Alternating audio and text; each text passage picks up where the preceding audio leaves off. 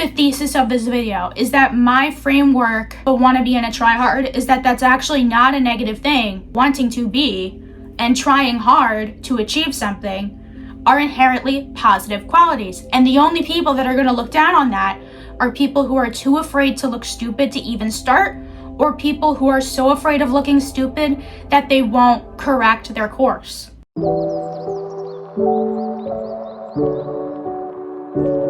Hey guys, welcome back to my channel. In today's video, I'm just going to be talking about a concept that I've had on my mind kind of lately. I know that you guys prefer a mix of videos. There's some of you guys who you like more of my vlogs, more of my collection videos, I don't know, like that more lifestyle side, whereas some of you guys appreciate the longer, more talkative videos about art, being an artist. And I haven't done one like that in a minute. But basically what I was thinking about is the fact that we have these insults for people that when you think about it, why are they insults? How we call somebody like a wannabe and how we call somebody a tryhard. And I'm like, what is actually wrong with wanting to be? What is actually wrong with trying hard? When I was growing up in school, even if people didn't literally use the word tryhard or wannabe, they would call me Miss Piggy, which Miss Piggy is one of the biggest divas and tryhard bitches out there. She doesn't shy away from putting herself out there, and she's confident. What was crazy about them calling me Miss Piggy is it was more so based in me being fat than anything else. But I do fuck with Miss Piggy. They had this attitude towards me of, why does she try to be funny? Why does she try to have any kind of personality at all, to be honest? Because when I was in elementary school, this was in the early 2010s. The way to be a popular girl in my school was to pretend to be stupid and to be not like other girls. And I wasn't really interested in doing that.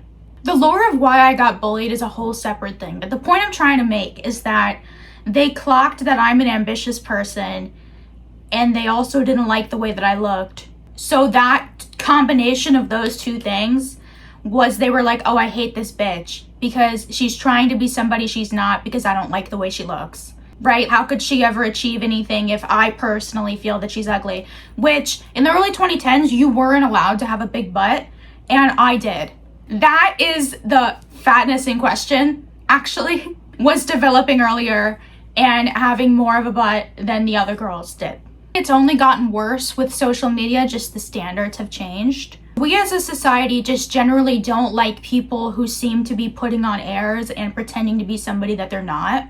Because when you see somebody posting and they're not getting any likes, or they're not getting enough likes and views, or you see somebody writing and nobody's reading, you kind of cringe and get a secondhand embarrassment sometimes because you're like, oh my God, nobody's paying attention to this person. Isn't that kind of painful? I think people that are petrified of being cringe, people that are obsessed with appearing nonchalant, they're gonna have that feeling stronger than anybody else. Hence, they're the people that are like, you're awful. Why do you even try? Shut up. You try hard. I'm never really gonna comment that on somebody's stuff, but you still do get a secondhand embarrassment maybe because you're like, oh my God, I know how that feels. But the most embarrassing is when their skill and talent doesn't match what it takes to succeed. Or when people perceive them as something about them being unconventional. And there are some people where they get hated on really badly just for not being talented enough. But you can give a certain kind of person constructive criticism and they still won't change. They still won't adapt what they're doing to be better. And that's not to say that I'm a god and I'm so good at constructive criticism and that everybody needs to take my criticism. I'm just gonna tell you, there was a person I saw, and I have a history of training to sing and I have some music education and everything. I'm by no means the best, but there was a person and they were singing pretty badly. And the entire comment section was just ragging on them and making those snide comments of like, hidden talent, hope you find it, which was funny, but that's mean. And that's all anybody was saying. So I was sat there thinking to myself, I can tell that they are really passionate about this. I can tell that they're pouring a lot of money and time and effort into this. Let me leave a nicer comment that very specifically tells them what the problem is and where they can improve. There were certain parts where it was very obviously pitchy. And I said, you can hear that you're pitchy and not be able to replicate it, or you cannot hear that you're pitchy at all. And if you don't hear it at all, you need to do some ear training with a vocal teacher or a vocal coach. And that even though it's hard, it's not impossible. And I also said to them, oh, I understand that the way that you're singing this is you're trying to go for stylistic impact. Just because you're trying to make it sound emotional doesn't mean that your voice should actually sound strained. I don't know. And they were like trying to act like they weren't mad, but they were very obviously super mad. And they were like, oh, it's stylistic, it's a style. And I was like, okay. And they were like, what? Like, don't you want to talk to me more about it? Don't you want to talk more about it? And I was like, no. Because if you're not going to take my advice, and I'm telling you, trust me, this person was really bad, okay? Like, because nobody likes a know-it-all. Nobody likes an asshole. But this person was actively getting flamed. Nobody liked it at all. And I was like, oh, with time and effort, you can really increase your skill. And the attitude was like, what? My skill is perfect. And the point of me telling that story is that person that I'm giving as an example may be viewed as a wannabe and a tryhard by the people that fear cringe so much that they're commenting hidden talent. I hope you find it, right? But the thing that is keeping that person from succeeding is also a fear of cringe, because they are afraid to admit that maybe they are not the best at this, or maybe they aren't super good at it. And another example I'm going to give is, I'm not super involved with book talk and book social media, but there was an author, Audra Winter, who went viral recently for really hyping up this new indie release she was doing, and the writing was just not up to par. And I'm telling you, even when I heard about this at first, I was like, surely it can't be that bad, right?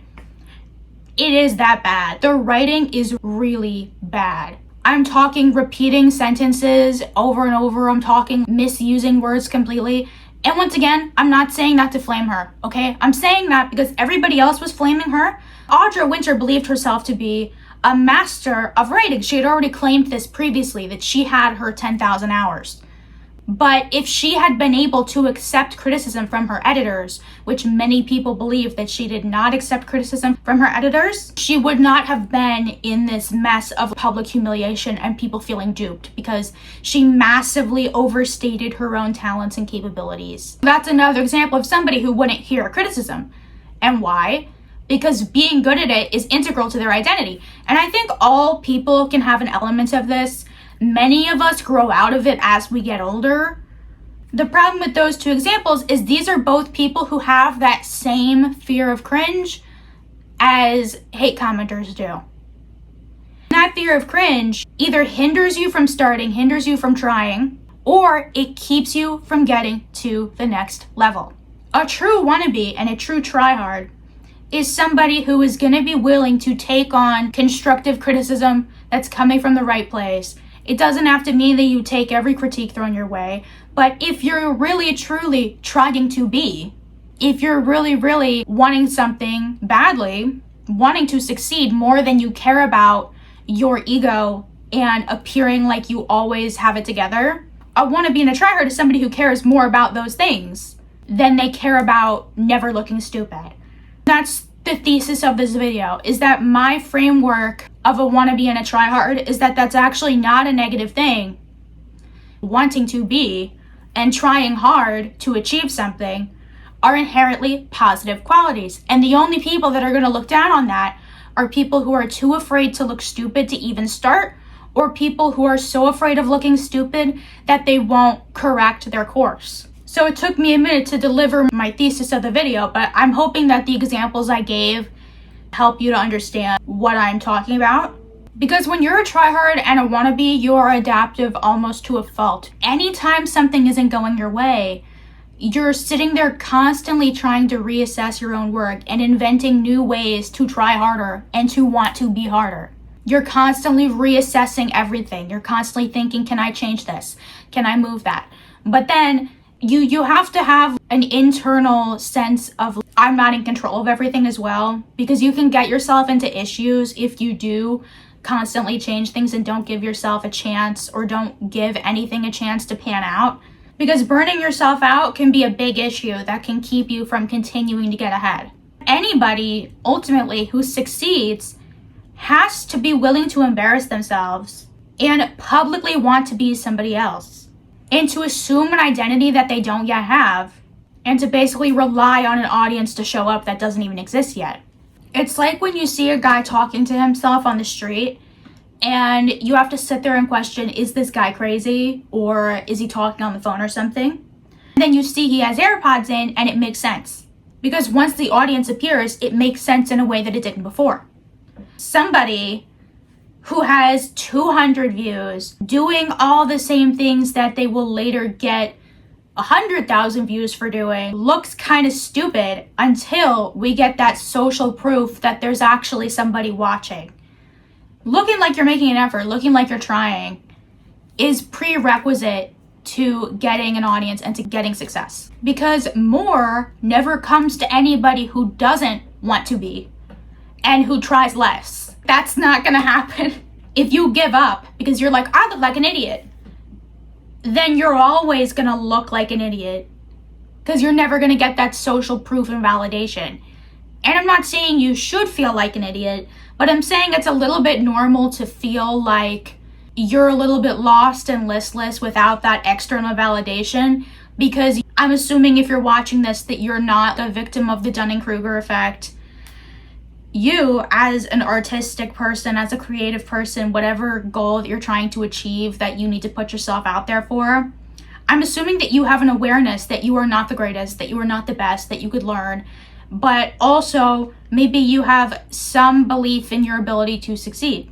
It can be nerve-wracking to have to sit there and ask yourself, do I just have this massive blind spot? Is nobody watching, or is nobody reading, or is nobody listening because this is bad? Is there something I'm missing?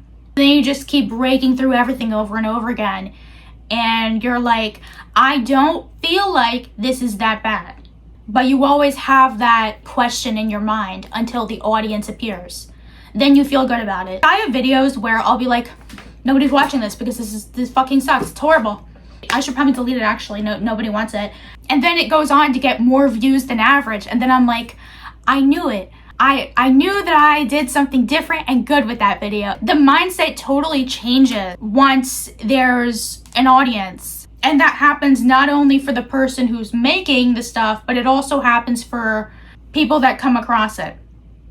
My point overall is that to be a wannabe and to be a tryhard is actually a good thing, and that the people that are trying to shame you for that most likely have nothing going on for themselves and are too afraid to look like an idiot, because they won't do anything without that social backing. They're the people that will dress like everybody else and make the same jokes as everybody else because they inherently want to fit in, and that likely bleeds into all areas of their life. This need to have a social backing for anything and everything. This intense fear, that this crippling need to not be embarrassed, and their need to not be embarrassed crosses over into them needing to embarrass you and needing to make sure that you feel embarrassed. Embarrassment doesn't kill you. And if you really care about something, you won't let it stop you, and you'll do your best to work through it. It's not always easy, because some people have crippling social anxiety and stuff, which is a little bit of a different animal to what I'm talking about here. I don't think that that's just a matter of, well, try harder. I don't think it's necessarily the same thing. I think that there's mental work that you have to do if that's your situation in order to make yourself feel comfortable with being disliked, with looking stupid. But those are all things that are just part of life. They just become more exaggerated and more obvious on a public scale, like social media, writing a book, designing clothes, anything that is up for consumption. Those feelings and those problems of feeling like you need validation to not be embarrassed are just going to be bigger. But yeah, that's what I have for you guys today. If you relate, if you understand what I'm talking about, Let me know in the comments, because I feel like every time I try to record a video like this, I sound like an idiot because I feel like I can't organize my thoughts properly. But then when I edit it, I feel like, oh no, that was fine. Comment a chocolate bar emoji down below if you watched until the end. Very random emoji, but it's just the one that popped into my head. And I will see you guys in the next video. Bye.